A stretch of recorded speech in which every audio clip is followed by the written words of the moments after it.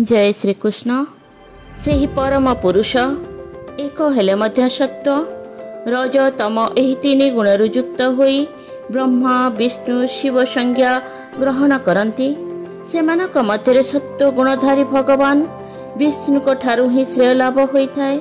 मूर्तिकारु दारू सेथिरु धुआं धुआंरु निया जेपरि श्रेष्ठ सेहीपरि सत्व रज तम एही तीन गुण मध्य सत्व गुण श्रेष्ठ एवं सेई गुण द्वारा ही ब्रह्म दर्शन संभव हुए।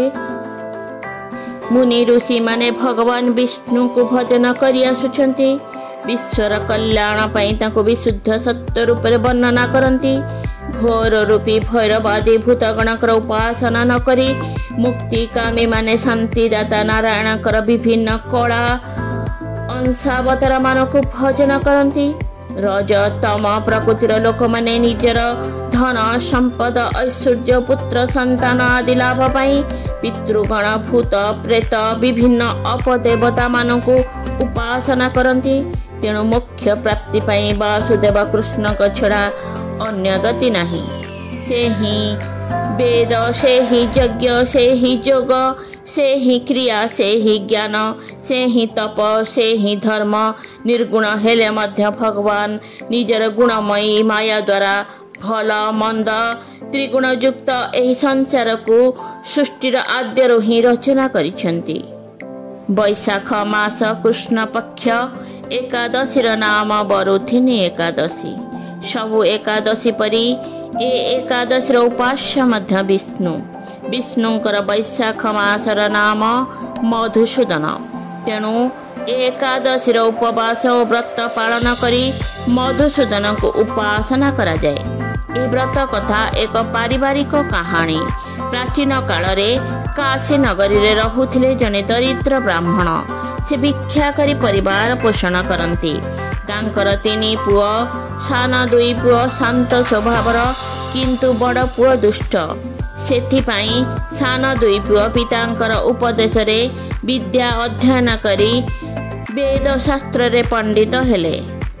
किंतु बड़ पुओ पाठ न पढ़ी मूर्ख हेला। पुणी से बड़ हेबा परे दिने एक सुंदरी युवती को भुलाई घर को नहीं आसला। सेथिपाई पिता रुष्ट होई तांकू घर बाहर करदेले। से जाई निकटवर्ती एक ग्राम रे रहिले। सान दुई पुओ वेद पाठ करी पंडित हेले। सान पुओ हेला सुपंडित। से माने वेद गान करी भिक्षाटन करती। लोके तांकर स्वभाव और विद्वता देखी भिक्षा दियंती। तेणु से माने सुखरे चलती। तेणे किंतु बड़ पुओ निजर स्वभाव जोगु अभाव कष्ट रे चले। घटनाक्रमे दिने सभा सान पुओ पाख ग्राम रे भिक्षाटन कला बेले बड़ भाई सह तार साक्षात हैला। बड़ भाई सान भाई को देखी बहु आदर कला। तार कष्ट किपरि दूर हेब से कथा पचारिला। सान भाई कहिला वैशाख कृष्ण पक्ष एकादशी रे बरुथिनी एकादशी व्रत करी मधुसूदन को ध्यान और उपासना कले तार दुख दूर हेब। सान भाईर उपदेश मानी बड़ भाई से व्रत कला।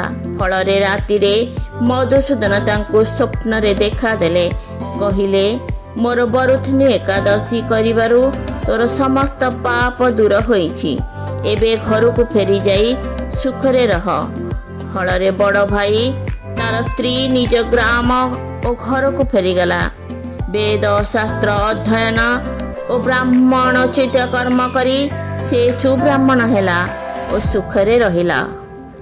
बरुथिनी एकादशी एक रक्षाकारिणी व्रत होइथिबारु ताहार एपरि नाम होइछि। वैशाख मासरे ही व्रत कले मधुसूदन व्रतधारी को रक्षा करती बोली विश्वास अछि। बरुथिनीर अनेक अर्थ। यह मुख्यतः रथ सेना और रक्षाकारिणी सांजू ढाल चर्म आदि अर्थ रे प्रयुक्त हुए। यार गोटे अर्थ अभिरक्षक। तेणु बरुथिनी एकादशी एक रक्षाकारिणी व्रत होइथिबारु ताहार एपरि नाम होइछि। वैशाख मासरे एही व्रत कले मधुसूदन व्रतधारी को रक्षा करती बोली ବିଶ୍ୱାସ ରହିଛି। ଜୟ ଶ୍ରୀକୃଷ୍ଣ।